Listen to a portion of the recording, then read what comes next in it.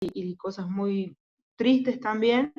Y bueno, y gracias por participar y muchísimas gracias por tener la memoria, porque es un momento en la historia de cada uno de los riojanos que no lo vamos a olvidar nunca.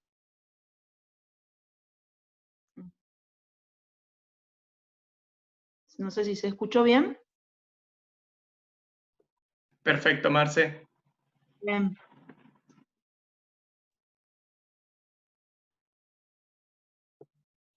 Sí, bueno, sé que vos me vas preguntando, esperamos que haya alguien No, usted cuéntenos sobre cómo fue, qué fue lo que hicieron, cómo está la Bueno, situación ahora. la situación de ahora es muy tranquila. Por suerte hemos recuperado esa paz social de la cual nos caracteriza a los pueblos del interior de la provincia. Toda esta lucha por la vida comenzó en el año, a finales del año 2005, principio del 2006, cuando se hablaba de una inminente explotación minera en el Cerro El Famatina. El Cerro El Famatina es nuestra fábrica de agua, es nuestro valle, que se llama Antinaco Los Colorados, que lo integran el departamento Chilecito y el departamento Famatina, que nos separan apenas 30 kilómetros de distancia. Estos dos pueblos vivimos del agua que nos brinda, que nos da el Cerro El Famatina. El Cerro El Famatina eh, tiene un rol más que importante para la vida de este valle, porque este cerro no recibe agua de ningún otro lado que sea del propio ciclo. No recibe cuencas de ningún tipo, él genera su propia agua, él nos fabrica el agua para nuestro valle. A nosotros nos explicaban en la primaria, cuando éramos muy chiquitos, la maestra nos ha explicado en una forma que nosotros jamás nos hemos olvidado, por lo menos de nuestra escuela normal de Chilecito. Nos decía, el cerro es una esponja que recibe, que acumula el agua de la lluvia, el agua de la nieve, del granizo, del rocío, del sereno, lo toma, lo absorbe, lo congela en invierno, y en el verano lo va derritiendo y te va dando el agua para los que vivimos al pie del Cerro El Famatín. Entonces te imaginas que nuestra vida depende de ese cerro. Y cuando se habló de una inminente explotación minera y que la Barrick Gold hacía ya que estaba 3 años, 4 años aproximadamente explorando ese cerro, entonces comenzó una movida en el pueblo Famatina, porque bueno, se pedían ayudantes y daban unos cursos. Es una movida de manual que tienen las grandes mineras para involucrarse en la sociedad, pero nunca se imaginaron que había una sociedad que iba a preguntar y que iba a preguntar mucho, y que al no recibir respuesta, esa sociedad iba a buscar las respuestas en otro lugar. Y así fue que la unión de los pueblos de Famatina y Chilecito hemos logrado expulsar a la Barrick del Cerro Famatina en el año 2008, un 8 de marzo del año 2008. Y bueno, así fue, ¿no? Fue un año muy duro, en donde ya en el 2005 comenzó una pelea que era de todos los días, todo el día, y muy dinámico, y que ha sido una historia muy triste en el momento de que el poder político provincial se encarnizó con la decisión del pueblo. No pudo entender ni aceptar que el pueblo iba a defender su autodeterminación de vivir en un ambiente sano y que esa agua era para nosotros y para nadie más. Y bueno, y ahí comenzó una lucha que fue increíble, una lucha muy desigual, una lucha que durante 3 o 4 años nos costó muchísimo instalarlo en la sociedad, y después nos llevó a perder la paz social, a la división de los pueblos, que es lo que ellos hacen muy bien, están entrenados para eso, pero nosotros con el pueblo de Chilecito y Famatina no pudieron. Y así fue que no solo se expulsó a la Barrick, también se expulsó a 4 mineras más, y que hoy te puedo asegurar de que nunca más va a intentar ningún gobierno tratar de tocar ese cerro. Eso es una tranquilidad muy grande, y sobre todas las cosas que hay una conciencia en las futuras generaciones, porque ustedes fíjense en que de hace ahora 14 años, los chicos que eran chiquitos, que se criaron con el Famatina no se toca, que comenzaron a tomar conciencia de que el agua vale más que el oro, hoy es una barrera impenetrable. Nosotros ya estamos un poquito más grandes, pero ellos tienen una conciencia ambiental y un sentido de pertenencia que contra ellos no van a poder, ya son adolescentes, y los que eran adolescentes ya son mayores, hoy profesionales, que son los que están atentos permanentemente ante cualquier anomalidad que pueda llegar a pasar, tanto en Famatina como en Chilecito.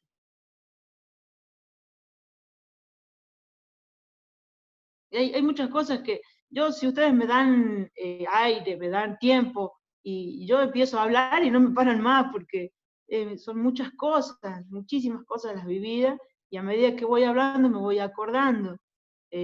Gente, hemos conocido gente, la vida, esta lucha nos ha puesto gente en el camino que nos amplió el horizonte.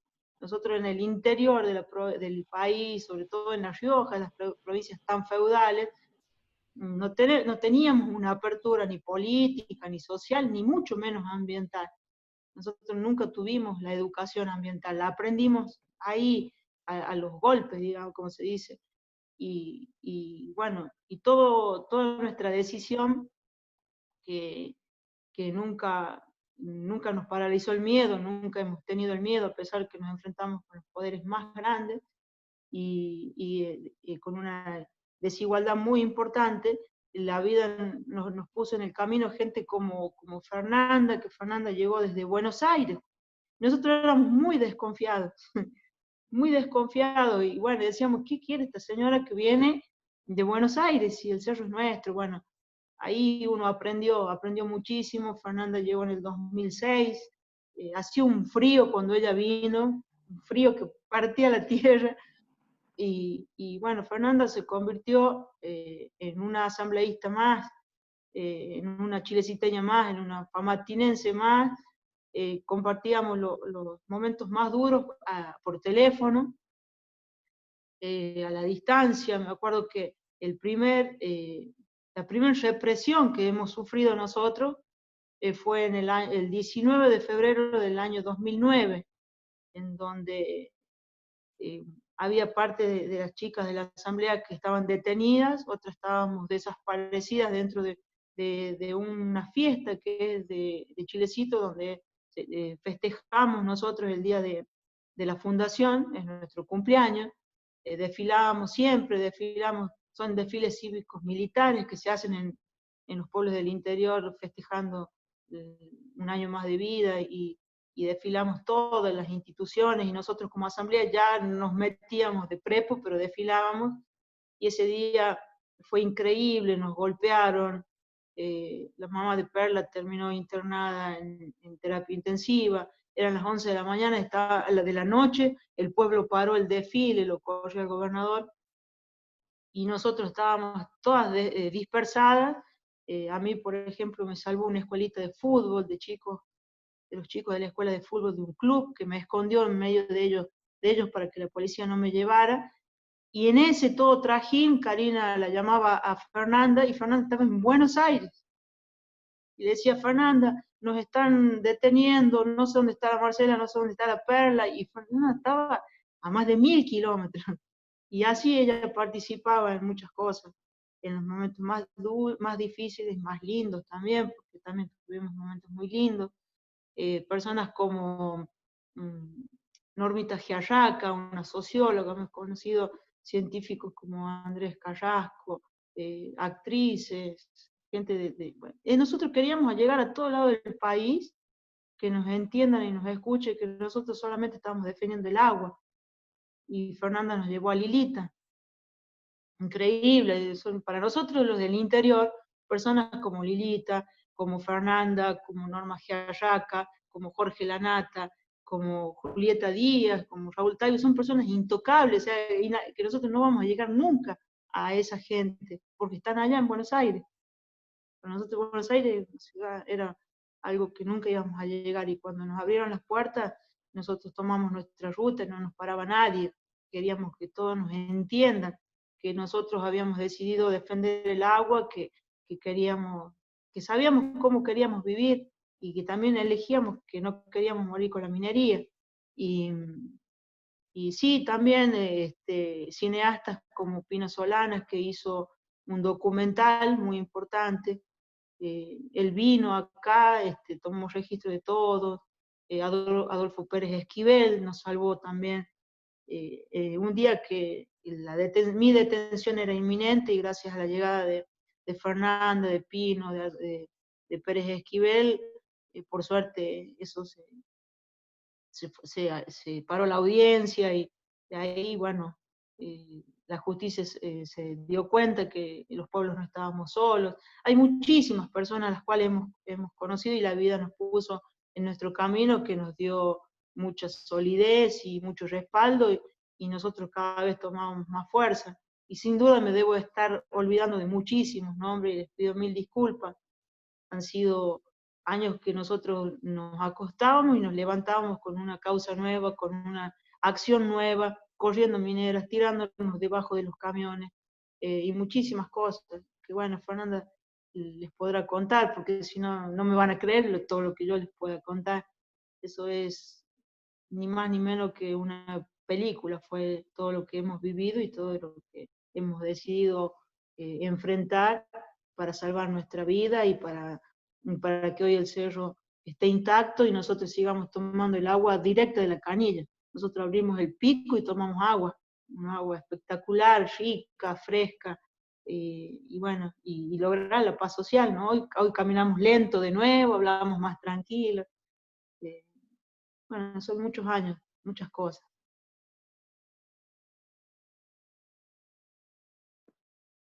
Muchas gracias, Marce.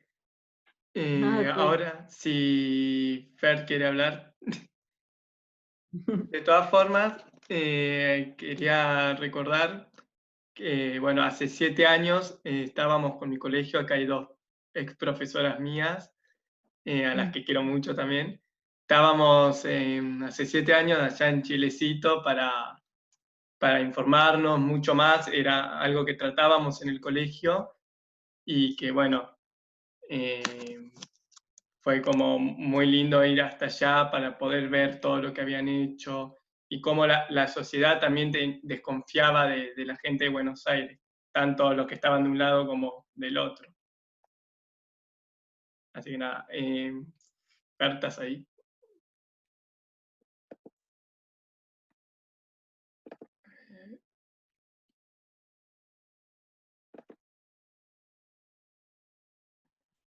Hola, hola, ¿me escuchan? Ahí se te escucha.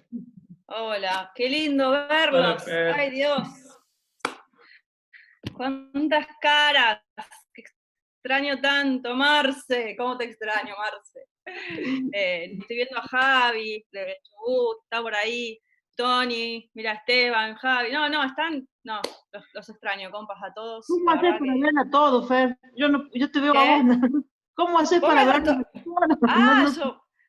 Hay un cosito que te dice que ahí podés ver a quiénes mirar, que tenés como varios cuadrados, Marce, arriba. ¿Lo ves? No. Bueno, A ver. Marce, después te Por la lo duda llamo no un toco WhatsApp, nada, porque voy a hacer lío. no toques nada. No, Después te no mando toco un nada. WhatsApp y charlamos y te digo, decir la próxima, ya sabes cómo es. Bueno, no, para mí un gustazo, está Hugo también, compa, que me acompañó en todo este proceso de tantos años. Bueno, vamos a empezar. Marce ya es una amiga, ya a esta altura de nuestras vidas, después de 13 años, que compartimos tantas cosas, nos unió la lucha y hoy está en el partido, es una compa que está dentro del partido de la coalición, que tardó mucho tiempo, quiero decirlo, La verdad, nunca se lo pedimos, jamás, porque nosotros no nos acercábamos para hacer política partidaria, sino para realmente acompañar las causas. Y el año pasado, creo que hace 2 años que me dijo, Fer, me voy a afiliar, porque la quiero a Lilita, porque me gusta, porque es una mujer luchadora y que se parece tanto a Marce, ¿no? Digo, a ver, ¿por dónde empezar? Porque, nada, yo la escuchaba a Marcela recién y digo, hay tantas anécdotas.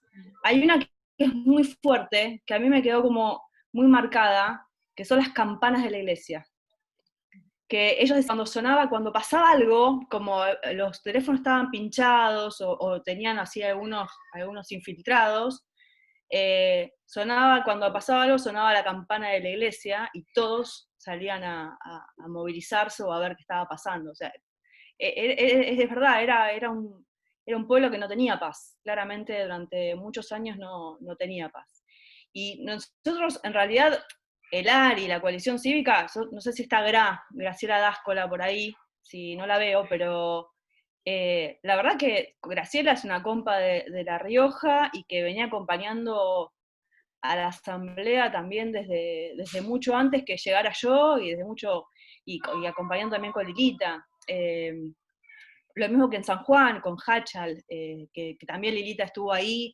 Y en esa época, a los más jóvenes les digo, no había Instagram ni había Twitter, entonces hay poco registro fotográfico de imagen, pero nada, había una gran movilización, sobre todo porque nosotros desde el espacio de la coalición, desde el ARI, siempre estuvimos viendo cómo era el avance de la mega minería a cielo abierto en la Argentina, ¿no? Y sabíamos que esto no era algo nuevo, era algo que ya venía en el 97 con el gobierno con el menemismo, con Gioja acompañando desde San Juan, con modificaciones del Código de Minería. Para que nos demos una idea, el Código de Minería tiene un capítulo que es dedicado a la cuestión ambiental, cuando en realidad debería regirse por la ley de ambiente a nivel general. Vamos, desde el inicio siempre tuvo una gran cantidad de beneficios, ¿sí? Y así fue que Lilita siempre decía, en 2005 vienen por el agua, los más históricos del partido se acuerdan de esto, vienen por el agua, ojo con la mega minería, y ella venía recorriendo los pueblos y venía viendo qué estaba pasando en cada uno de los lugares. Cuando a mí me toca ser diputada nacional, allá por el 2007, hay un compa que se llamaba Quique, que me dice, che, ¿por qué no nos metemos en la comisión de minería? Para que se den una idea, la comisión de minería no funcionaba nada, no existía, era una comisión muerta que después de la reforma del código, lo único que hacía, a mi entender, era el lobby para las mineras, y de hecho nosotros en esa comisión lo que proponemos es, me invitan a ir a Veladero, que es un emprendimiento que está en San Juan, me invitan a ir a Veladero, y yo lo que digo es que obviamente pago por la empresa, y lo que le decimos nosotros es que nosotros no íbamos a ir a Veladero y que lo que queríamos es recorrer los pueblos de nuestro país para ver qué es lo que estaba pasando con la minería. Ya sabíamos lo que estaba habiendo mucho movimiento en Famatina y en otros lugares. Bueno, no me puedo olvidar la lucha de Esquel, o sea, no me puedo olvidar que es previa a lo que fue en Famatina. Y lo cierto es que esa pelea, digamos, cuando nosotros proponemos a la Comisión de Minería empezar a recorrer cada uno de los pueblos, se nos matan de risa, obviamente, pero como la comisión no lo iba a hacer, lo empezamos a hacer nosotros.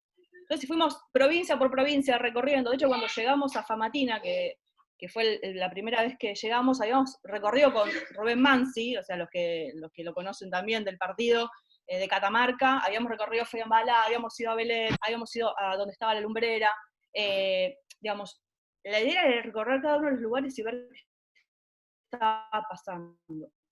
Entonces, cuando a veces se da el debate sobre esta información, sobre esta posición que tenemos nosotros como espacio político, han discutido con geólogos, han discutido con geógrafos, miren, en estos 13 años hemos escuchado y hablado con todo el mundo, desde lo técnico, desde lo filosófico, desde lo político, desde lo social, desde todo. Hemos trabajado arduamente en estos 13 años. De hecho, en lo personal, a mí este tema me hizo tanto que empecé a estudiar una maestría en gestión del agua, porque indefectiblemente cuando nos metíamos en este mundo, lo que estaba detrás, y que Lilita nos dice en una reunión, que diga, ustedes hablen del agua, nos decía Lilita, ustedes digan agua, porque lo que estaba detrás de todo esto era el agua. Marce lo contó tan claramente, dijo, che, yo tengo el cerro, Y el cerro allá es el glaciar, es el que concentra el agua, y es un regulador hídrico. ¿Qué sería la regulación hídrica? Y que sale el agua cuando está el verano y concentra cuando está el invierno. Perdón, pero tengo mucho movimiento en mi casa hasta ahora. Entonces, lo cierto es que somos 5 y hay un menor de 2 años, así que es un descontrol. Entonces, digo, fue tan amarse en este sentido, en explicar la importancia del agua, que en realidad lo que estaba detrás de esto era la defensa del agua. Y a mí me pasó algo que por ahí, uno cuando vive en la ciudad de Buenos Aires o vive en la canilla del agua, que muchas veces yo les pregunto, cuando voy recorriendo las provincias, les pregunto, ¿ustedes saben de dónde sale el agua que están tomando? Es más, en la ciudad de Buenos Aires muchos dudan, dicen, no, la verdad que, es el río de la Plata, está acá nomás, ¿sí? Pero muchos como que no saben dónde viene el agua. Bueno, en el interior de nuestro país, más el lugar donde están las montañas, es clarísimo de dónde viene el agua, porque está ahí. Entonces, la verdad que era muy difícil poder dar este debate, de hecho, porque muchas veces algunos creen que la cuestión es meramente técnica, y la cuestión minera en la Argentina, lamentablemente, es técnica, pero es social, es económica y es ambiental. Lo que contaba Marce recién, de la violencia de persecución política que había detrás de todas aquellas personas que se ponían en contra de la mega minería a cielo abierto, no era un cuento, es real. Tenían amenazas todo el tiempo, ellas en Fama, y cualquier grupo o comunidad que se plantara y dijera que no quería la mega minería a cielo abierto en su localidad. Pregúntenle a Javi Genta de Chubut, que nos cuente de cómo está ahí la situación. Pregúntenle a nuestros compas de Catamarca. La situación es de persecución política. Persecución política, manejo político muy fuerte en términos de la generación de normas. Nosotros nos encontrábamos con las auditorías de informe de impacto ambiental que están totalmente manipuladas por algún amigo de la empresa, de la Barrick, digamos, de la Barrick o de la empresa que esté en ese momento pidiendo ese tipo de explotación.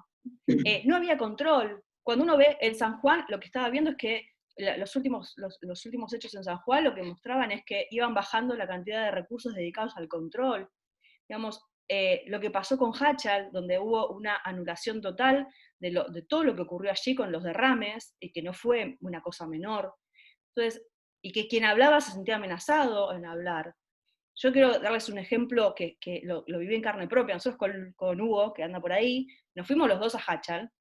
Hachal es un pueblo en San Juan que para hacer una idea, para poder tener conexión de internet teníamos que hacer más o menos la parabólica, porque no había manera de poder tener conexión de internet. Y la verdad es que cuando fui a presentar la denuncia firmada por Lilita, por abandono de persona, porque lo que habían hecho estaba el derrame, y la gente no sabía si podía tomar agua, si no podía tomar agua, no daban permiso para que pudieran trabajar el sector de salud. Lo que me terminó pasando, y esto es una realidad, es que yo presenté la denuncia firmada por Lilita. Previamente me llamaba todo el mundo por teléfono preguntando si estaba Lilita ahí, porque estaban todos desesperados. Y cuando la presenté, no la agarraron y la mandaron directamente a quien correspondía, sino que se la llevaron a la gobernación de la provincia, antes de presentarla. Si estamos hablando de eso, yo quiero que nosotros tomemos conciencia, porque si no parece como que todo es una cuestión de tecnicismo absoluto, donde puede haber, obviamente, varias posturas. Nosotros elegimos una postura, de todas las que hay, nosotros elegimos una visión, y elegimos el agua como un bien común irrenunciable, un bien estratégico, un bien común y como un derecho humano básico. Esa es la postura de nuestro partido. Digo, pero atrás de todo esto, de esta pelea, hay mucho manejo de intereses. Y trayendo a esto, a un poco lo que contaba Marce, miren, cuando se presentó la ley de glaciares, que la ley de glaciares era una ley que ya estaba, que ya había sido presentada y había sido vetada por la Presidenta de la Nación, por Cristina Kirchner, cuando se presenta la ley, y la presenta, en ese momento, inicialmente la había presentado Maffei y después la presenta Bonazo. Yo me acuerdo que Marce fue una de las principales que le puso mucha garra a la ley. De hecho, se vino de La Rioja al día de la votación, que llovía como nunca, estaban en una carpa todos los que venían de diferentes lugares del país, en una carpa habían armado en el medio de la Plaza del Congreso, esperando la votación, porque estaba súper reñida. la gente de San Juan estaba muy preocupada, sobre todo Gioja, y la verdad es que cuando se presentó esa ley, que lo que hacía era proteger los glaciares, no iba en contra de ninguna actividad, lo que decía era, che, yo tengo que proteger este recurso, este bien esencial. Y ponía algunas cláusulas que tenían que ver con la generación del inventario, con la generación de auditorías ambientales, digamos, una cantidad de cosas que tenían que ver principalmente con la preservación, porque como bien sabemos, y esto es importante que lo sepamos, el agua dulce, que es un 1% del agua potable, digamos, el agua que podemos consumir es el 1% del agua que tenemos a disposición en el planeta. O sea, si bien el 70% es agua, el 2,5% es agua dulce y solamente el 1% es agua que podemos consumir. De esa, el 68% está en los glaciares. Entonces, no era menor esta protección. Esto que parecía tan obvio generó un lobby enorme de las grandes empresas mineras. Persecución, notas de opinión, salida de los medios, propaganda, bueno, más se acuerda, esa época fue terrible. Ahí tuvo un rol muy importante Lilita, fundamental también, porque se plantó fuertemente diciendo, por acá no vienen. Con Bonazo íbamos a todos los programas de televisión, todo, pero yo no les puedo poder transmitir la intensidad, porque estábamos haciendo, por primera vez desde el 97, una legislación que para los mineros iba en contra de ellos. Y en realidad no iba contra de nadie, iba en beneficio de todos, ¿sí? Al punto que llegó esa ley, que el día que se sancionó, al otro día se estaban presentando ante la justicia la inconstitucionalidad de la ley. 2 años después, la Corte Suprema logró decir, che, no, efectivamente, esta ley puede empezar a funcionar y el inventario hay que hacerlo. Del 2010, que se sancionó la ley, al 2018 recién se terminó la cantidad de inventario de glaciares. Con todos los problemas que hubo habidos y por haber, porque obviamente el problema era que en muchas zonas donde se quería hacer explotación de megaminería a cielo abierto, hay glaciares. Y eso es lo que no quería que ocurrieran. O sea, las grandes mineras lo que no tenían ganas es que se prohibiera o no se permitiera la explotación de esas zonas porque había glaciares. Entonces, esta gran pelea que hubo en estos años, estos 13 años, sin ningún tipo de calma, tuvo que ver principalmente con que todos los pueblos en todo nuestro país se plantaron muy fuerte. O sea, y yo cuando iba ahí a Famatina, que vuelvo, en ese momento no había Instagram, no había Twitter, nos comunicábamos un poco más por señales de humo, pero lo cierto es que estábamos todos muy comunicados. Y lo que también era cierto es que yo les decía ya en la Asamblea de Famatina que ellos habían dado un ejemplo enorme en todo el país, de que cuando uno está convencido y está unido, se pueden lograr cosas. Y lo que tenía la Asamblea de Famatina, que siempre festejaba los logros. Y eso es algo que yo también aprendí. Los pequeños logros diarios siempre eran festejados, y por ahí no se sacaba la barra de primera instancia, pero siempre había pequeños logros intermedios que permitían que siguiera esa lucha y esas ganas de trabajar juntos. Así que la verdad que me parece que es muy, muy importante que nosotros podamos entender como espacio político, pero también comprender que cuando uno habla de la defensa del agua, está defendiendo algo que hay muchos intereses detrás, económicos, que se ligan con lo político, con lo social, con los grandes grupos económicos, que obviamente van a hacer lo imposible para que eso pueda sacarse y pueda evitarse cualquier tipo de protección, si esa protección va en contra de sus propios intereses. Pero como nosotros somos un espacio que es humanista y está por el bien común y entiende el agua como un recurso estratégico, está muy bueno que hayamos hecho esta charla, porque a veces uno da por hecho algunas cosas y generar de nuevo el recuerdo y ver de dónde venimos y por qué hacemos lo que hacemos y dónde está el esfuerzo que hubo detrás de todo esto, es muy importante. Así que gracias Pedro y a toda La Plata por esta charla es maravillosa, por lo menos para Marce y para mí, que es recordar un poco todo este trabajo de tantos años, y agradecer a todos los compas, que acá hay muchas caras que siempre estuvieron también en esta lucha, no soy yo sola, no es Marce, digamos, sola, es mucha. Bueno, en Famatina, Gaby, bueno, las chicas, genias totales, y nuestro partido es un partido con mucha militancia ambiental, con muchísima militancia ambiental. Entonces, esto también hay que reivindicarlo y recordarlo. Así que bueno, nada, abrimos a las preguntas, si quieren, porque si fuera por Marci y por mí, estamos 10 horas hablando de esto que nada, nos moviliza mucho. Sí, ahí abro. El primero es Francisco.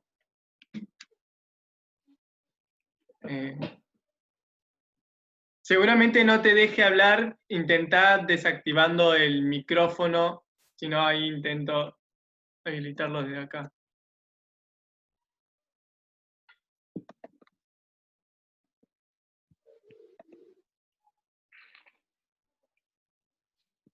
Ahora creo que podés. Hola a todos. Primero, gracias Marcela y Fernanda por la charla.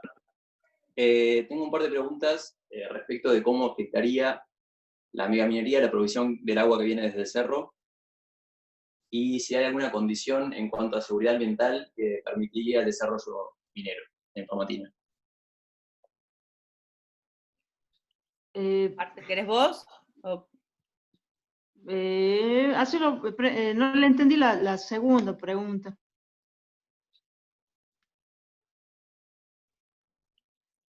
La segunda pregunta era si había algún tipo de cuidado ambiental. Mirá, yo te voy a decir una cosa, Fran, y esto a mí me pasó, yo no conocía el cerro. Yo después de 10 años subí al cerro, por primera vez. Marce se va a reír, no me apuné, en este caso no me nada, estuve bien, pude subir hasta arriba sin problema, alto el cerro, muy alto. Uno conoce o ve o imagina, ¿no? Decís, che, no, bueno, a ver, ¿podría haber algún tipo de control que evite el inicio del río, el inicio del agua, de la salida de la línea de agua?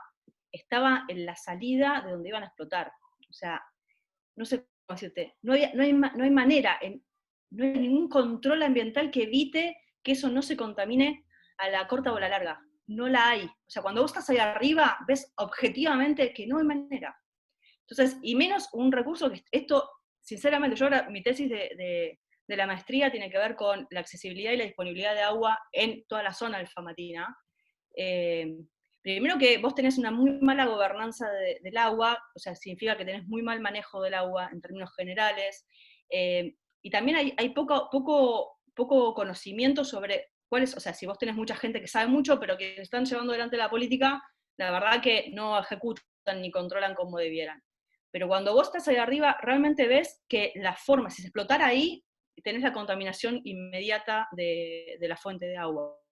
Y hablar del glaciar, que no se puede formar, que es donde es el radiador hídrico, en realidad, que permite, que es cuando Marce me manda foto y me dice, esto por eso, digo, voy a ser coloquial que un geólogo o que por ahí un técnico te lo dice, acá tengo un poli que es un ingeniero, que te lo dice en términos más técnicos, pero lo cierto que en términos coloquiales es, vos miras el cerro, hay nieve, y Marce te dice, hoy, este año va a haber agua, Fer, estamos bien, va a haber producción, va a haber agua. Así funciona, o sea, para que tengamos una idea de qué implica la explotación en ese cerro.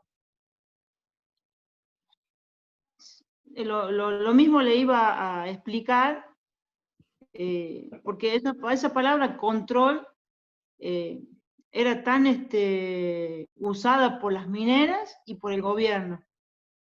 Vos fíjate que en ese momento el secretario de Minería de la provincia era un señor Nonino, y el secretario de Medio Ambiente era el señor Nonino. El mismo secretario ocupaba los dos cargos, minería y ambiente. Con esa palabra de control, y bueno, nos querían correr, y desde el lado científico, y te puedo asegurar que nosotros podíamos hablar con el mejor geólogo, y no necesitábamos tener un gran conocimiento científico. Vos sabés cuándo vas a tener agua y cuándo no, en verano, cuando no nieva, cuando no cae el granizo en el cerro, y a nosotros nos cortan el agua en verano. O sea, mayor control que eso no existía. había ya por el cambio climático en ese tiempo, había fincas que ya no se podían regar por la falta de agua. Entonces, ni medio litro de agua para las mineras, ni para las mineras ni para nadie, ni nada de agua, porque el agua nosotros la distribuimos entre la producción y los seres vivos. Entonces, la minería no se puede hacer en cualquier lado. El control de la minería no existe desde el momento en que está todo hecho para las mineras. Todas las leyes mineras están hechas para ellos y nada más. Y si no, vamos a Catamarca, vamos a San Juan, a Jáchal, el mayor productor de cebolla.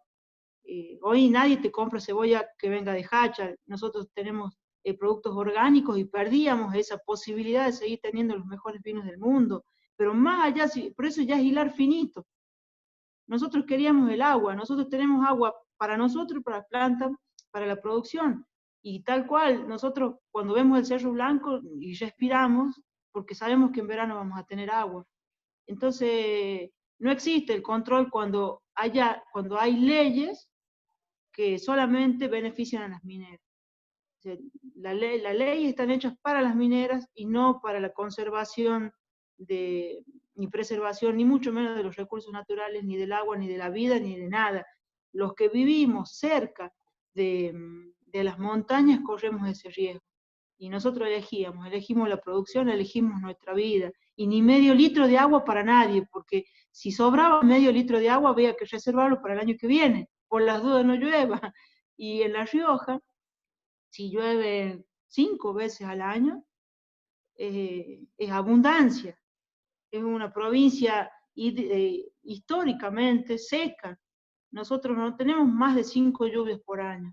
Es difícil, es una bendición de Dios si tenemos tanta lluvia.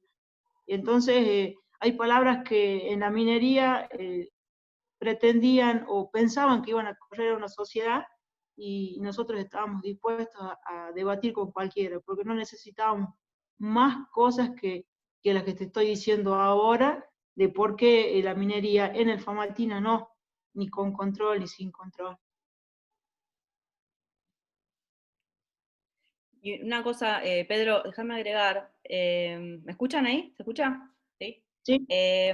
Nosotros habíamos hecho una modificación del Código Ambiental de minería, y donde, por ejemplo, una de las cosas que habíamos incorporado era obviamente mayores niveles de control ambientales, pero cuando hablamos de minería estábamos hablando de toda la minería, y nosotros estábamos en contra de la mega minería a cielo abierto, ¿sí? Pero hay otro tipo de minerías que se pueden llegar a hacer. Nosotros hicimos una modificación del Código Ambiental, la parte ambiental, y lo que, cuando lo fuimos a presentar a Mendoza, en realidad ahí lo que hablábamos eran más controles, y aparte hablábamos de la cuestión de las cuencas, o sea, cuando las cuencas tienen interrelación. Por ejemplo, lo que pasó con Jáchal, nosotros decíamos que había una implicación federal, porque vos ahí no solamente tenías a la cuenca que estaba en San Juan, sino que eso también implicaba, si no me acuerdo, era al desaguadero, a la cuenca del desaguadero, si Hugo no me deja mentir, y la verdad es que vos ahí tenías la posibilidad de tener una implicancia federal, por lo tanto podía incurrir la justicia federal a investigar los hechos. Eso y otras tantas cosas habíamos puesto en el Código Ambiental, y yo recuerdo que en esa charla en Mendoza saltó alguien de la Cámara y me dijo, vos con esto querés prohibir la minería. Y yo dije, no, yo quiero regular algunas cuestiones de la minería en términos ambientales. Y lo que mostró ahí claramente es que en realidad ellos, o sea, los sectores económicos, lo que quieren es tener el lucro en su totalidad, y cualquier tipo de restricción o control ambiental que le puedas querer implementar, entre comillas, lo ven como una pérdida de recursos. Entonces ellos creen, bueno, no, si hay algún tipo de controles más fuertes, y no, entonces no me es lucrativo. ¿Y quién paga ese pasivo ambiental? Todos los ciudadanos. ¿Quiénes son los principales ciudadanos que lo pagan? Los mismos pueblos. O sea, porque vos cuando ves cómo el nivel de empleo que hay en San Juan, el nivel de empleo que hay en Catamarca, los niveles de pobreza que siguen existiendo tanto en Catamarca como en San Juan. En Catamarca ya hoy están cerca del 40%. Cuando tuvimos desde el 97 que está la lumbrera, no cambió, no mejoró la situación. Y cuando vos vas a Belén, vas a María, cuando vas a los lugares donde efectivamente anda el Galá, la situación no cambió. Entonces, por eso cuando uno habla de la cuestión ambiental es muy claro esto, es qué es lo que pones en riesgo, y lo que pones en riesgo es mucho, y las repercusiones son directamente sobre los pueblos que habitan el lugar.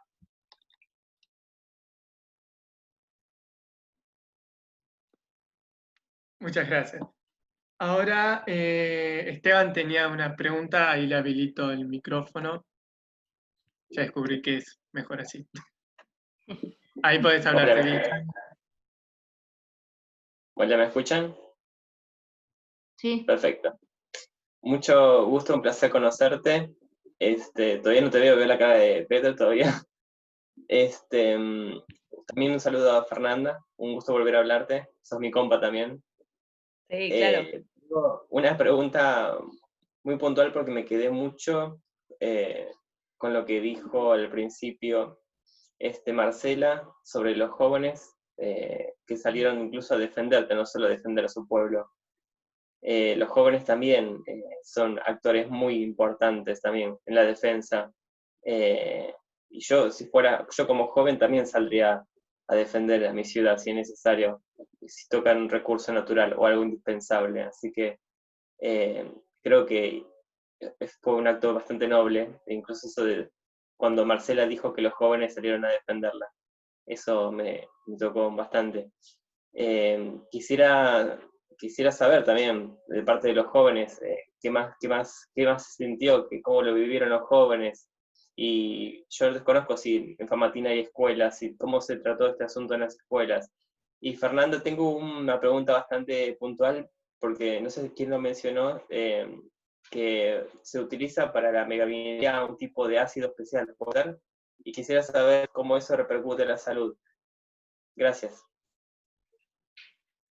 Bueno, sí, mira, acá los chicos, mira, los docentes cumplieron un rol fundamental. Obviamente que el tema estaba totalmente prohibido hablarlo y tratarlo en las escuelas, ni desde el lado ambiental, ni mucho menos del lado minero. Habían directivas, habían decretos, bueno, de todo. Entonces los niños, por ejemplo, te doy una idea cómo los chicos, tanto de la primaria como de la secundaria, hay un evento muy importante para todos que es participar en la Feria de la Ciencia. Los chicos permanentemente trataban el tema del Famatina, del agua, de la explotación minera a cielo abierto, del cianuro, de la lixiviación. Entonces ellos, para presentar un proyecto, un trabajo en la Feria de las Ciencias que se hacían en todas las escuelas, se hacía, es como una especie de concurso, y de ahí vos vas saliendo de cada localidad. En Chilecito pasás a la provincia, de la provincia vas a otras participaciones regionales. Y ellos, con el ingenio que tienen los niños, fundamentalmente, y los adolescentes, ni te cuento, o sea, los niños con ese ingenio, y los jóvenes con la fuerza que tenían, ellos, por ejemplo, decían, bueno, mi trabajo se llama La Naranja Roja, suponete, una cosa así, y la disfrazaban al nombre del proyecto, y cuando se hacía el desarrollo, y toda la sociedad va a cada stand a participar, a ver qué hicieron sus hijos, sus amigos, sus nietos, y los chicos decían la naranja roja, pero había un cerro, había el agua, la minería, la maquinita, y bueno, y te explicaban tan bien, con fundamentos tan nobles, tan claros y tan certeros, que ellos se criaron con eso. De hecho, los niñitos de jardín, el cerro se llama, para los niños, el Famatina no se toca, ya no se llama el Famatina, tiene nombre y apellido. Y bueno, y los niños, ¿qué hacían? Llegaban a tu casa, y el niño le hablaba a la madre y le hablaba al padre, y le decía, mira mamá, entonces es un trabajo que hicieron de militancia ambiental, porque iban con una formación ambiental. En las escuelas ya había materias de medio ambiente, las docentes corrían mucho riesgo de ser castigadas, pero ellos se las ingeniaban y trataban el tema. Ni siquiera era tendencioso al no a la minería, se trataba directamente el tema ambiental, y no había más que eso, era suficiente no podemos subestimar a los chicos. Vos al niño le enseñabas medio ambiente y en el acto sabían por qué en el Famatina no se podía hacer minería. Y llegaban y las marchas que eran multitudinarias, que en la historia del Chilecito la hemos visto, de 5.000, 7.000 personas, iban los niños con los padres. Y había amigas mías que me decían, mi hijo me volvió loca y tuve que salir con el cartelito a movilizarme. Y bueno, ese es el rol que tuvieron los chicos y que es la base, la barrera impenetrable que yo te digo, que hoy ya son mayores, adultos, y los chiquititos ya son adolescentes. ¿Te imaginas la formación que tienen ellos? Muy superior a la nuestra. Sí, y nada, acotar un poco a esto que decía Marce, que nosotros decíamos que las minas de Famatina defendían a Famatina porque eran muchas mujeres. Muchas mujeres. O sea, si vos me decís, yo creo que el 90% eran mujeres las que estaban ahí movilizándose, con sus hijos, y muchas personas mayores. O sea, todos los abuelos, también, y vos lo veías que estaban en el medio del corte. Nada, hay una película, ¿cómo llamaba Marce la película que muestra todas las fotos? La primera que ustedes sacaron. Cielo Abierto. Mírenla, el documental. Mírenlo porque hay muchas fotos de Carlos Ruiz, que hay muchas fotos del momento, porque a veces uno lo cuenta, pero hay que verlo. Y vos veas a esa gente grande en el medio del corte y por ahí haciendo ¿cómo se llama? Los turnos, y se iban cambiando y por ahí tienen que estar toda la noche.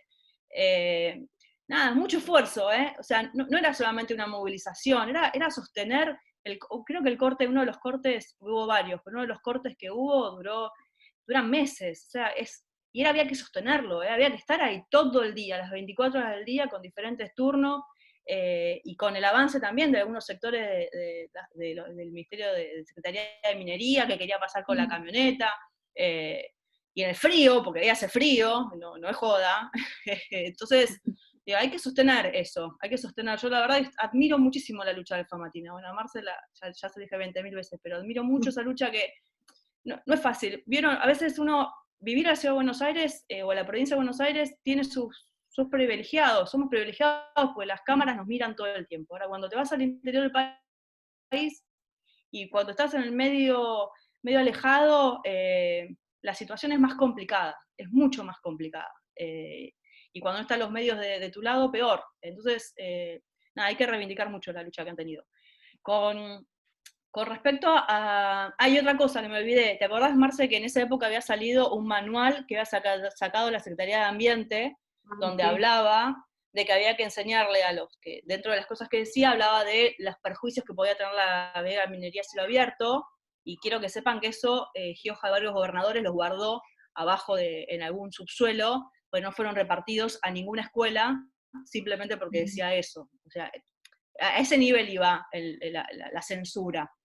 Con respecto a cómo afecta, tenés diferentes formas de afectación. Una tiene que ver con la explotación en sí misma, que todo lo que tenga que ver con las partículas que caen sobre los glaciares hace que el glaciar se retraiga, entonces vos lo que haces es como un corrimiento del glaciar, el glaciar se hace más pequeño hasta desaparecer. Y también tenés las implicancias que podía darse en términos de contaminación.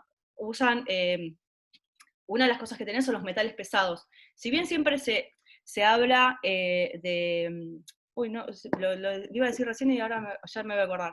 Siempre se habla de un químico en particular. Lo cierto es que los metales pesados son los que terminan siendo más perjudiciales. Por ejemplo, el caso del Hachal, lo que te dicen es, el cianuro, está bien, está el cianuro, pero el cianuro dura tanto tiempo, después bueno, el cianuro es contaminante, claramente es contaminante, pero aparte, en el lixiviado, cuando se limpia el oro, porque lo que se quiere sacar el oro, el 60% que hace nuestra producción es metalífera, es de oro. Obviamente que ahí en la tierra no hay solamente oro, hay un montón de otros metales. Bueno, en ese lixiviado, en esa sopa química que se hace, en el caso de Hachal, por ejemplo, hubo derrame y ese derrame perjudicó las aguas. Y una vez que los metales pesados llegan al agua, después eso se transmite en nuestra producción, por eso nadie quiere comprar las cebollas de Hachal, porque creen que están contaminadas con algunos de estos tipos de metales. Y esto es algo que no es un tema menor. Nosotros en la Ciudad de Buenos Aires convivimos con el riachuelo. el Riachuelo durante años, siglos, fue contaminado por metales pesados. Es cuestión, si alguien quisiera levantar un poco los barros que están abajo del Riachuelo, y se va a encontrar con niveles hipercontaminantes. Y bueno, pero nosotros queremos que nuestro resto de nuestro país, donde hay ríos que están limpios, que la gente puede tomar, se conviertan en esto, y la verdad que no, nosotros queremos que no. Y no hay forma, o sea, por más que el Riachuelo le pongamos todas las ganas, de hecho ahora que estamos con la pandemia, como bajó un poco el nivel de producción, parece que bajan los niveles de contaminación de todos lados, pero no, o sea, son siglos para recuperar algo. La naturaleza puede tardar mucho tiempo, por más que la ayudemos, pero después al nivel 1, de como estaba, no va a volver. Entonces el tema de la preservación es fundamental.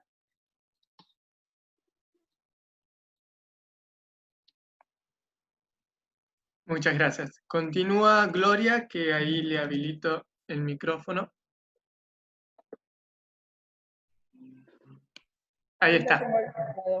Hola, buenas tardes, Fernanda, Marcela, un placer enorme, enorme. Acompañamos desde acá de Buenos Aires, con marchas, con carteles.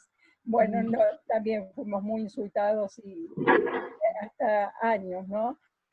La pregunta es concreta: si se hacen controles en las napas de agua en el norte, sobre todo de la lumbrera que ha contaminado con cromo todo el norte, y hacia abajo desde Catamarca, la pregunta es si se hacen controles de agua, y lo que te he preguntado siempre, Fernanda, fueron por las regalías de las megaminerías, si el Estado cobra las regalías de las megaminerías, o eso todavía sigue stand-by. Bueno. No, hola Gloria, ¿cómo estás? Tanto tiempo. Bien, corazón, bien, feliz de escucharla. Bueno, sí, yo feliz de verte también. Escúchame, ahí el tema de los controles de las napas, y no, la verdad que los controles si existen, son bastante escasos. Recién lo veía a Poli que hacía con la cabeza, no. Es que la verdad que los controles son inexistentes, entonces no se hacen controles de napas, y eso es algo fundamental. De hecho, tampoco hay muchos informes técnicos previos cuando se quiere llevar adelante un tipo de explotación.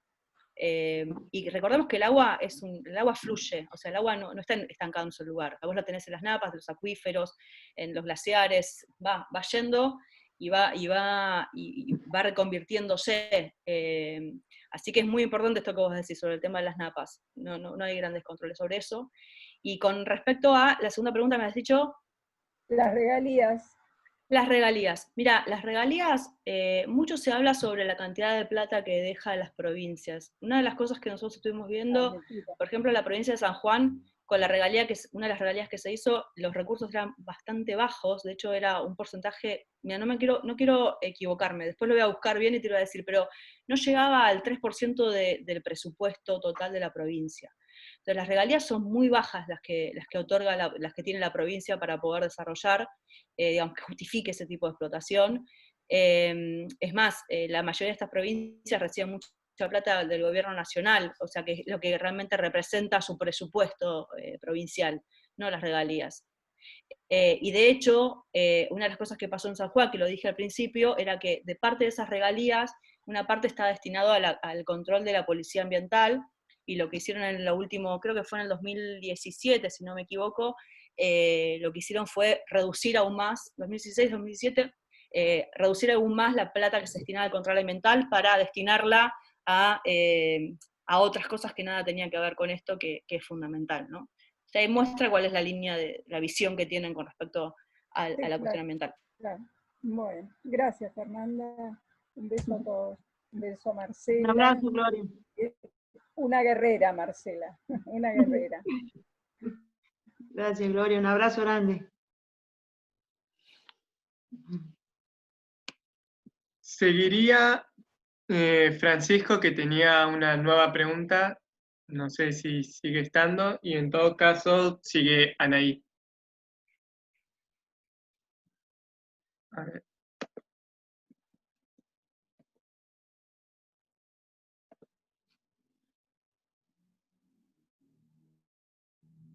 Hola, sí, acá estoy. No, volviendo al tema del Famatina, donde los cursos de agua impiden o sea, cualquier posibilidad de algún desarrollo ahí. ¿Se repite eso en los otros puntos de conflicto, como Esquel, Hachal y demás a lo largo del país, o es una cuestión excepcional de Famatina, y en los otros lugares sí se podría evaluar algún control para poder explotar? Mira, el único, mientras existan esas leyes mineras, en el caso de Famatina, obviamente es imposible, es inviable totalmente. En Esquel me parece que es la misma situación, pero a donde vayas, donde podría existir una pequeña posibilidad de una explotación de mega minería, con este tipo de explotación que es lixiviación, con el uso de cianuro, mientras existan este tipo de leyes mineras que solamente están beneficiando a las empresas mineras y la entrega irracional de nuestros recursos naturales, y no va a haber nunca un control. La policía minera la pone la misma empresa minera. Con decirte que en Famatina nosotros tuvimos la posibilidad de tener en nuestras manos el informe de impacto ambiental, y el informe de impacto ambiental lo hace la misma empresa minera, pero porque así las leyes nacionales lo permiten. Entonces, desgraciadamente en nuestro país la corrupción es tan alta, que es tan grande el nivel de corrupción, que no existe control ni para la minería ni para nada. Entonces, en el tema de la megaminería, el afectado directo, inminente, y es la gente, es la vida de la gente, de los pueblos que viven cerca de los proyectos mineros. Nosotros somos los más desprotegidos y los más vulnerables, pero no podemos hablar de control porque las leyes no lo permiten. Las leyes son para las empresas mineras, para el uso irracional del agua, para la entrega de nuestros recursos naturales. En Latinoamérica, desgraciadamente, los espejitos de colores todavía existen. Y desgraciadamente es así, una actividad tan importante como la minería, mientras existan este tipo de leyes que solamente benefician a ellos, sin importar la vida de los pueblos que vivimos cerca de los proyectos mineros, y la palabra control para nosotros es una mala palabra, desgraciadamente, y con el alto grado de corrupción de todos los funcionarios que tenemos en nuestras provincias, en nuestro país y Latinoamérica, menos. No va a existir el control, la corrupción, la coima, los negociados, eso es un reglamento que tienen las minerías. Vos fijate que en San Juan los mayores beneficiados son Gioja y toda su familia. Ellos son los que tienen las empresas que le venden la cal, y el otro que les alquila las camionetas. Ellos tercerizan absolutamente todas las empresas mineras. ¿Y a quién los tercerizan? A los mismos funcionarios. O sea que nada nos puede dar tranquilidad a los pueblos que vivimos cerca de los proyectos mineros, que esa famosa palabra control sea verdadero. Es imposible, desgraciadamente es así, lamentablemente es así. ¿Se han pensado reformas respecto de la ley minera? Y mira, si costó tanto sacar la ley de protección de glaciares, vos me decís, ¿a quién se le ocurriría estar en contra de una ley que proteja el glaciar? Y había más funcionarios, creo que el 90% de los funcionarios estaba en contra de que se sancione la ley de glaciares, que hay gente que realmente apoya la protección de nuestra agua. Entonces, ¿te imaginas vos si alguien va a intentar cambiar la ley de minería? Cuando ellos son siempre la mayoría, ellos siempre, desgraciadamente siempre son la mayoría, y son los promineros más importantes, porque ellos son los que se benefician, pero por millones y millones, más el poder. No te olvides que las empresas mineras también financian las campañas políticas. Sí, de hecho, Fran, yo te contaba al principio que se presentaron proyectos cuando yo estaba en la Cámara, que tenían que ver con todo el código ambiental y también del código de minería, y obviamente es un rechazo total. Hay muchísima impunidad. Entonces, en ese sentido, digo, no es fácil, y como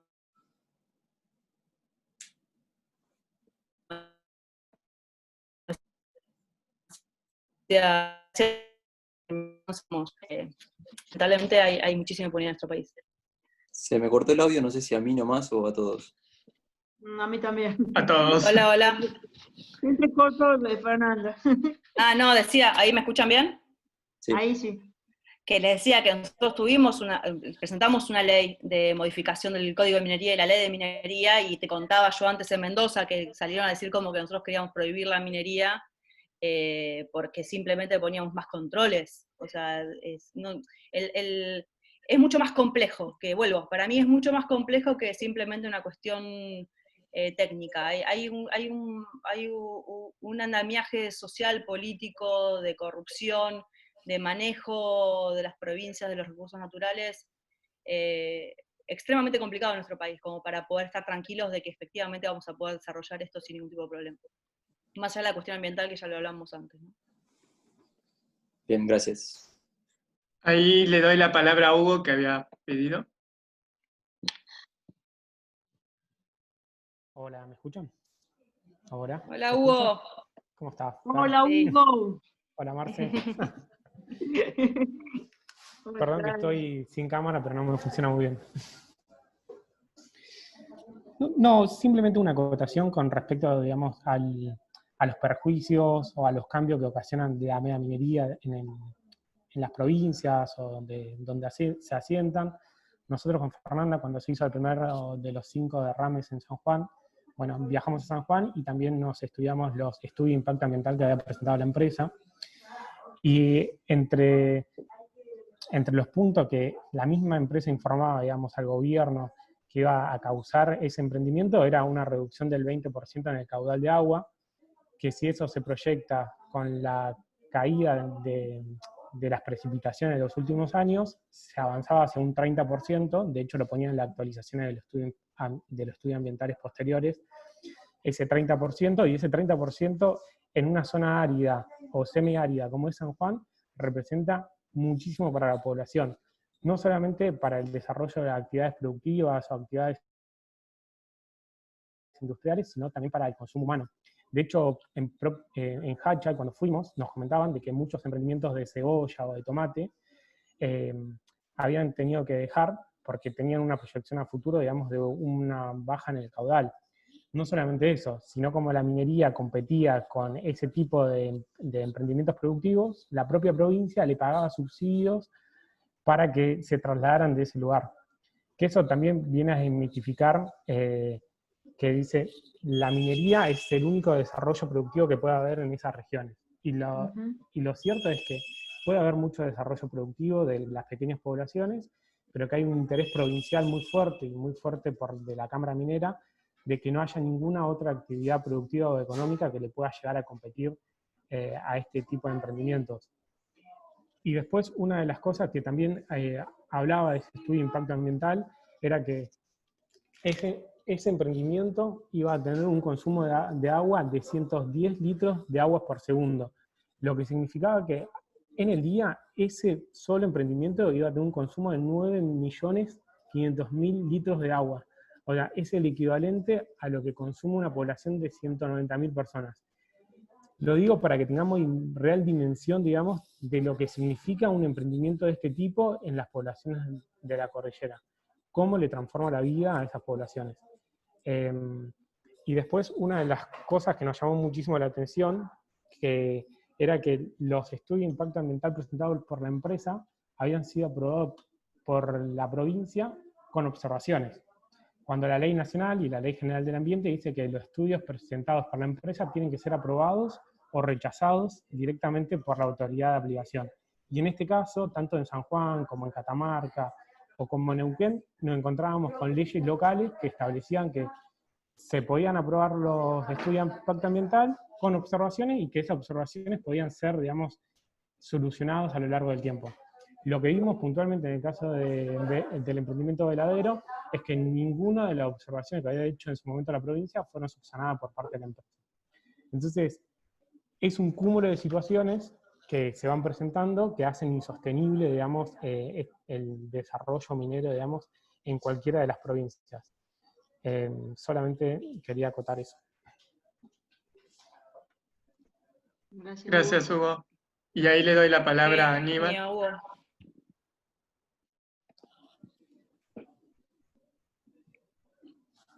Hola, hola, ¿qué tal? Sí, hola, saludo a todos, gracias Cecilia de la Plata y Marcela y Fernanda, que siempre... Hola, querido, otro ambientalista. Lideran los luchador. procesos. Sí, que también en sintonía con Hugo era acotar cierta información.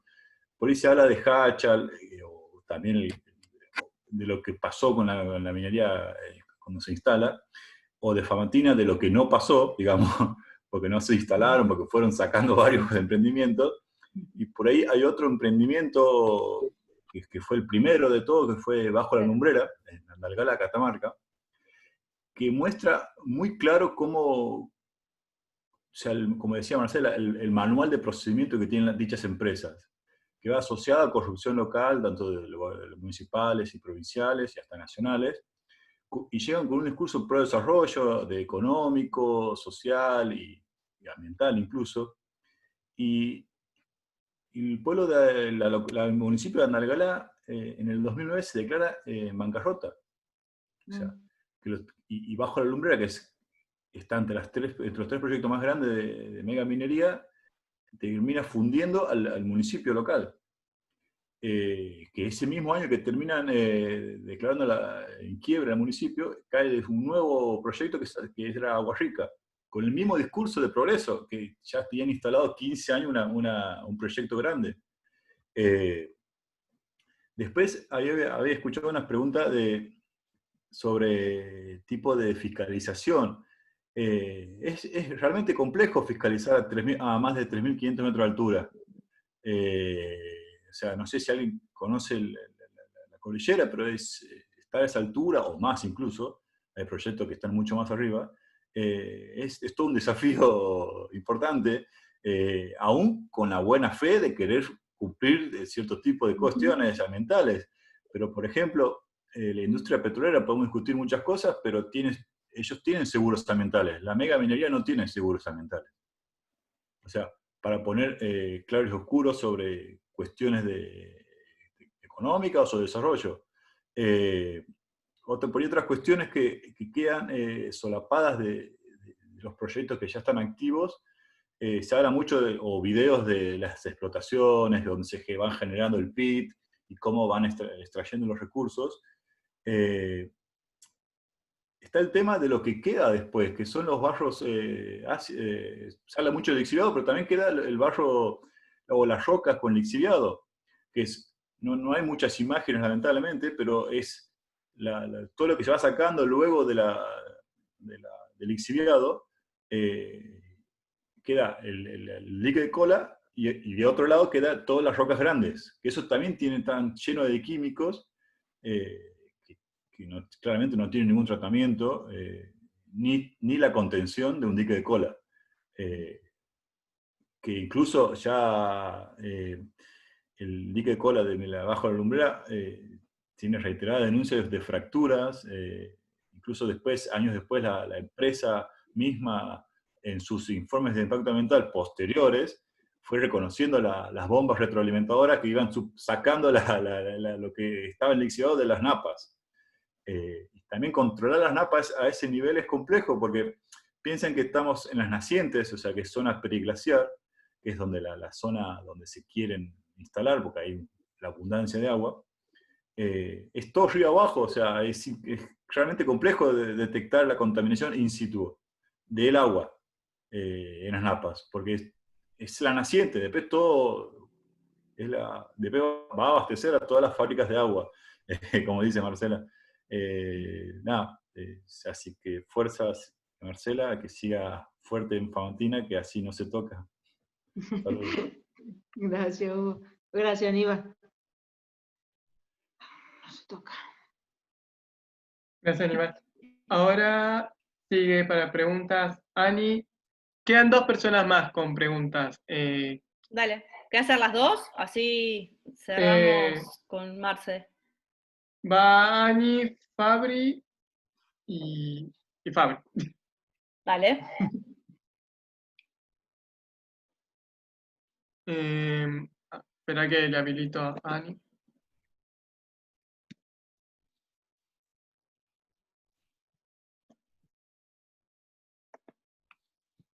Ahí podés, Ani. Gracias, chicas, por la charla, por su disposición y por la lucha. A mí, Martina, bueno, fue la primera causa que mi mamá, como vos dijiste, Fer, yo tenía 14 años y me llevó a la marcha en Plaza Moreno. Y bueno, fue la primera causa con la que me comprometí de alguna manera. Yo les quería preguntar a Fer respecto al inventario de los glaciares, porque bueno, están estos factores, como vos decís, que influyen, que es la política, el lobby. Respecto al inventario de los glaciares, si fue un retraso impulsado por parte del gobierno o si fue por unas cuestiones técnicas, y si ustedes consideran que a pesar de que creo que nuestra juventud tiene mucha más conciencia ambiental, como se dijo antes, si ustedes creen que esto del feudalismo, del lobby, de las mafias entre las empresas y demás, ¿esto va a cambiar en el tiempo o si es arraigado a la sociedad, digamos?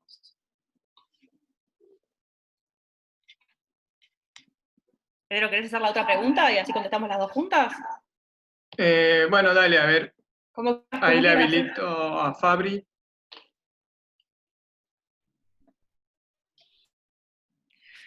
Bueno, Sí.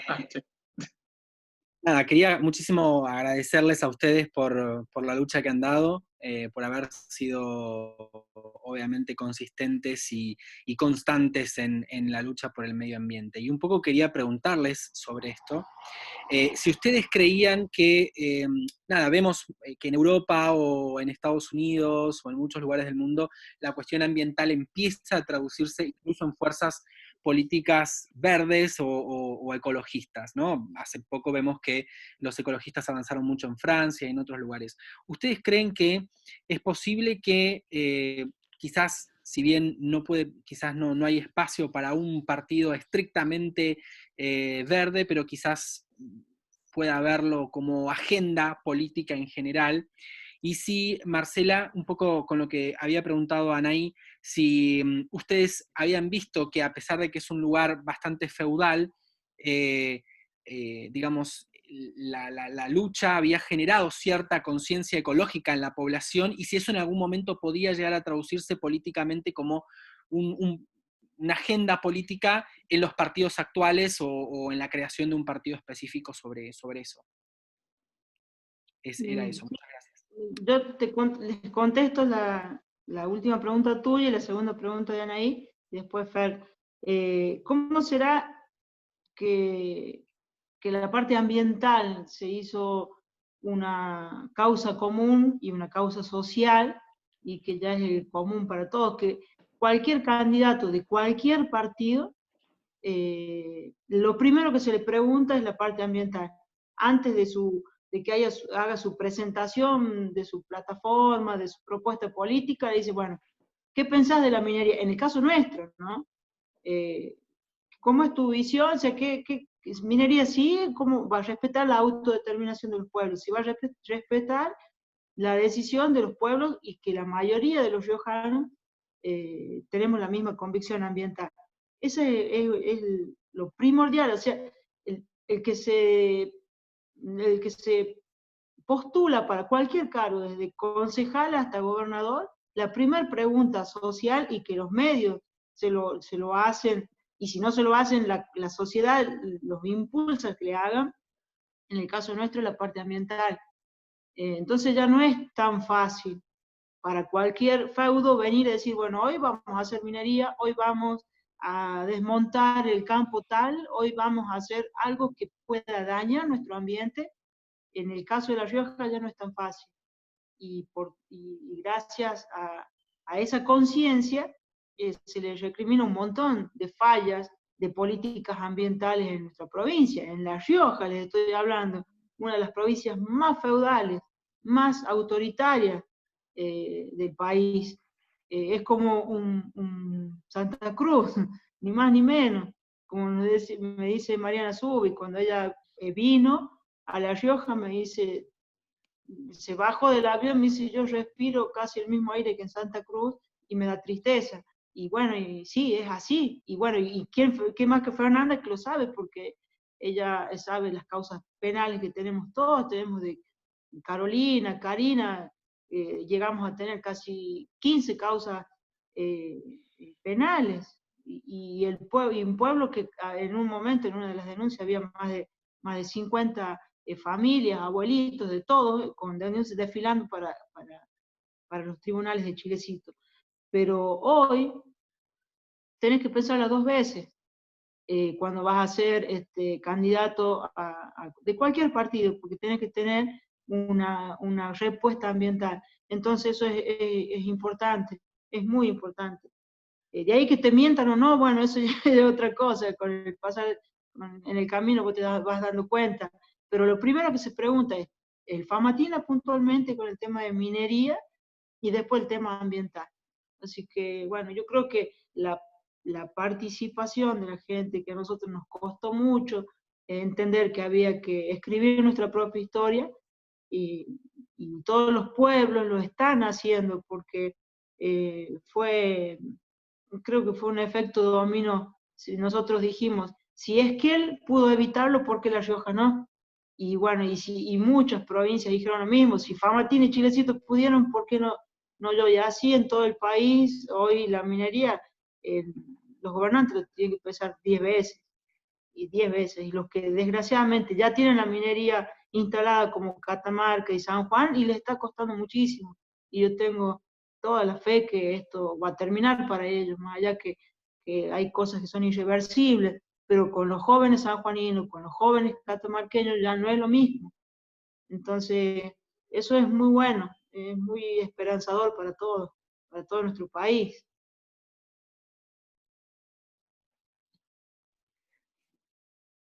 Tal cual. Bueno, ¿me escuchan bien? Gracias, Marce. Sí. ¿Me escuchan bien? ¿Sí? Porque tengo como la señal que se me va.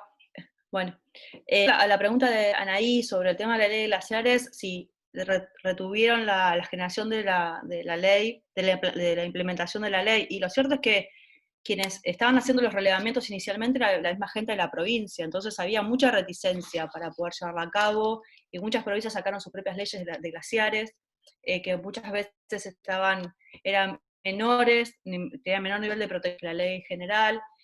Sí, hubo, obviamente que hay una definición política de retrasar la implementación. Y se avanzó, hoy tenemos un relevamiento hecho, que tal vez no es el mejor, pero sí el relevamiento es una primera línea de base a la que hay que seguir muy de cerca y que nos muestra claramente donde hay muchos emprendimientos que se quieren llevar a cabo, hay glaciares. Es un gran paso. Y aparte esto también impide que algunos vivos quieran llevar adelante la implementación de llevar adelante algún tipo de emprendimiento cuando ya está establecido que hay glaciares de la zona y ya la ley establece que no lo pueden hacer. Eso en primer lugar. Con respecto a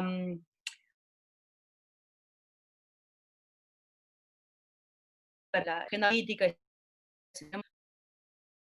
un lugar, digamos, un sitio político, el Partido Verde, yo creo que hoy la gran agenda tiene que ver con el cambio climático, o sea, todo el mundo ha empezado a movilizarse muchísimo con la cuestión del cambio climático, es como lo que hoy está concentrando el interés de los jóvenes sobre todo, y tal vez dentro del cambio climático está la cuestión de que repensemos el sistema de producción, que repensemos la forma, digamos, con la naturaleza, digamos, todos los temas estarían como adentro del cambio climático. Muchas veces el debate está en cómo nos adaptamos o cómo mitigamos esto, pero yo creo que es un tema que en realidad nos interpela como sociedad y como humanidad. Un poco yo decía, el tema de la pandemia nos mostró cómo de golpe nosotros, que somos millones de seres en el planeta, dejamos de contaminar un poco y automáticamente la naturaleza empieza a funcionar de otra manera. Entonces, empezar a repensar, yo creo que estamos en condiciones, siempre digo que a veces cuando uno habla de cuestión ambiental, al principio se empieza a deprimir por la cantidad de información negativa que hay al respecto. Che, nos quedamos sin bosque, nos quedamos sin...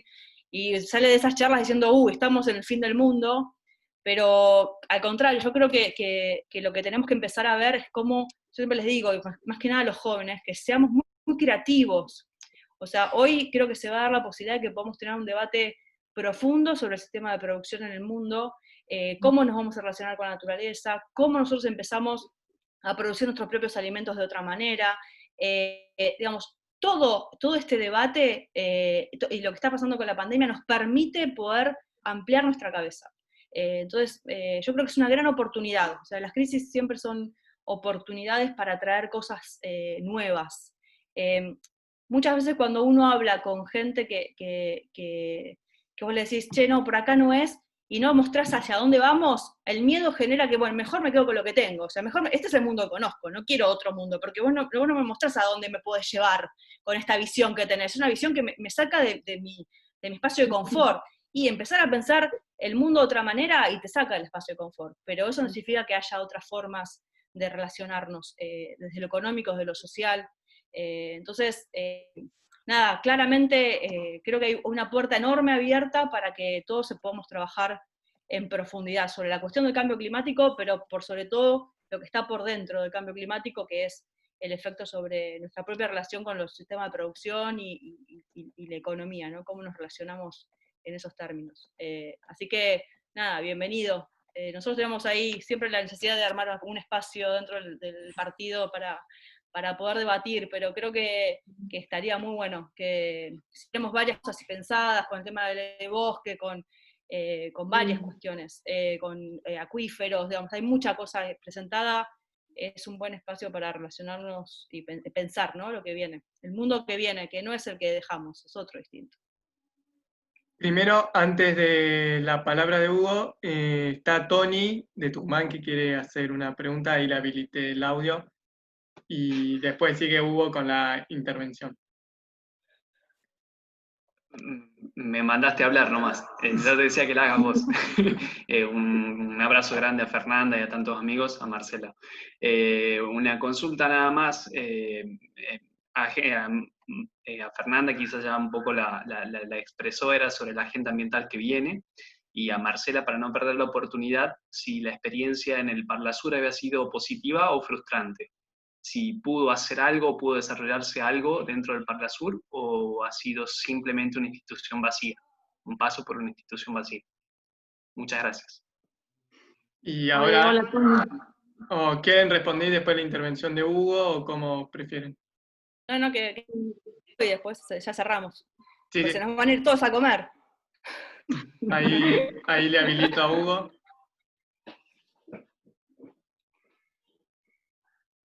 Hola, ¿estoy habilitado para hablar? Sí, dale. Perfecto. No, solo a modo de respuesta, un poco a la pregunta que había hecho Ani con respecto al cumplimiento de la ley y también los problemas que fueron surgiendo. Esta ley, digamos, ha tenido problemas constantes todo el tiempo. Desde sus orígenes, allá por el 2008, con la primera presentación y con la aprobación por unanimidad de ambas cámaras, que después fue vetada por el Poder Ejecutivo. Después en el 2010, que con toda la lucha, digamos, del sector político, del sector académico, del sector social, se pudo llevar adelante. Y eso en el ámbito legislativo, y después en el ámbito judicial también se desarrolló toda una pelea. Como decía Fer, en el 2010, una vez aprobada por segunda vez la ley, a los 2 meses, Barrigol presenta una acción declarativa de inconstitucionalidad y un amparo pidiendo la anulación prácticamente a la ley, porque pedía que paren los efectos de todos los artículos. Y el expediente es Barrigol y otros. Y ese otro no es otro que no sea la provincia de San Juan. Es decir, de forma conjunta se presentan la empresa y la provincia para pedir la suspensión de la ley. En el 2012, finalmente la Corte toma intervención y da marcha atrás, revoca el acto del juez federal de primera instancia y pone operativa la ley. Y recién, 6 años después, se termina de consolidar un inventario nacional de glaciares que debería haber terminado mucho tiempo atrás. De hecho, la propia ley establecía que cada 5 años se tenía que actualizar. y estamos en el 2018 con un primer borrador del Inventario Nacional de Glaciares, y que por nosotros pensamos que es incompleto porque el Poder Ejecutivo se tomó la potestad, se arrogó la potestad, digamos, que le competía al Legislativo de decir qué inventariar y qué no inventariar. Y ahí, de nuevo, tuvimos que luchar para que puedan incluirse en ese inventario aquellos glaciares o ambiente periglaciar menores a 1 hectárea. Cuando la ley era muy clara, decía, se tiene que cuidar y se tiene que preservar todos aquellos cuerpos que sean hielos perennes, es decir, que tengan una vida además de dos periodos, de 2 años, que se conserven en el mismo estado y que actúen como reservas hídricas. El Poder Ejecutivo en ese momento hizo caso omiso y avanzó hacia inventariar, hacia hacer un mapa solamente de aquellos glaciares, hielos, que tenían más de 1 hectárea, cuando prácticamente el 70% son pequeños hielos en zonas áridas de nuestra cordillera. Entonces, eso aún seguimos peleando, digamos, para que también se inventarían esas reservas de agua, que si bien son dimensiones pequeñas, en grandes cantidades tienen un rol fundamental, digamos, en el desarrollo de las poblaciones, y también terminan siendo reservas hídricas, como era el espíritu de la ley. Entonces, si hemos tenido problemas con la implementación de la ley, hemos tenido problemas de un origen, y seguimos teniendo, y seguramente vamos a seguir teniendo, porque es una ley que viene a defender, digamos, el agua, y también va hacia el corazón, digamos, de la corporación minera. Corporación minera que muchas veces trabaja en conjunto con los estados provinciales o nacionales en su caso. Simplemente quería remarcar eso.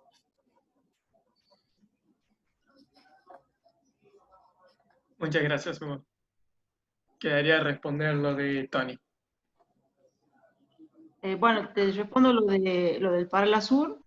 Bueno, es un organismo muy importante. El Parlasur solo si funcionaría como de la misma forma y con la intensidad o con el sentido por lo cual fue creado. En las comisiones es un poquito más, ¿cómo te puedo explicar? No quiero ser tan dura con el Parlasur, pero en las comisiones vos vivís un poquito lo que es la integración, que eso es realmente el fin, ¿no? La integración de todas las regiones de Latinoamérica. Al ser un espacio más chico, donde vos tenés un contacto más relajado, pude aprender algunas cosas. Pero lo que es la sesión en sí, mi experiencia fue un poco, con una gran desilusión, no un poco, una desilusión, porque era más como un lugar donde se hacía catarsis y una puja de poderes políticos, de banderías políticas, donde tiene la voz más alta siempre el oficialismo o la fuerza donde tiene más integrantes. No hay una integración tan como se dice o como debería ser, pero bueno, como es un organismo que recién está puesto en conocimiento de la sociedad, ojalá que todos los integrantes que vengan de ahora en más trabajen por una verdadera integración, en donde vos puedas hablar de tu espacio, de tu lugar, porque si se elige por región, en el caso de nuestra provincia, de nuestro país, es para que vos a tu pueblo lo puedas integrar a los pueblos de Latinoamérica, y no ir a pelear. Es como lavar los trapitos se lavan en casa, y en ese momento, en este caso, se lavaban en ese lugar de catarsis que era en la sesión del Parlasur. Ojalá que eso cambie, van a depender mucho de los que podamos elegir más, pero no estoy convencida que es un lugar, un organismo en donde si funcionaría bien, con honestidad, transparencia y con el fin de integración, es un lugar muy importante, y sobre todo para hablar sobre el tema ambiental, porque Brasil, todos los pueblos latinoamericanos somos los más afectados en la parte ambiental por las grandes multinacionales. Si no nos unimos en eso, y no hacemos solo catarsis, y se deciden cosas, y se hacen cosas, y bueno, va a seguir siendo para los que como yo fue con una gran ilusión, terminen muy desilusionados. Bueno, y con respecto a Tony, con el tema de la agenda ambiental, bueno, esto es lo que decía yo antes, la agenda ambiental está basada en el cambio climático. Yo no dejaría bajo ningún punto de vista la que tenemos con respecto a la defensa del agua. La defensa del agua no deja de ser un bien escaso y que en definitiva está todo el tiempo en riesgo la calidad y la accesibilidad.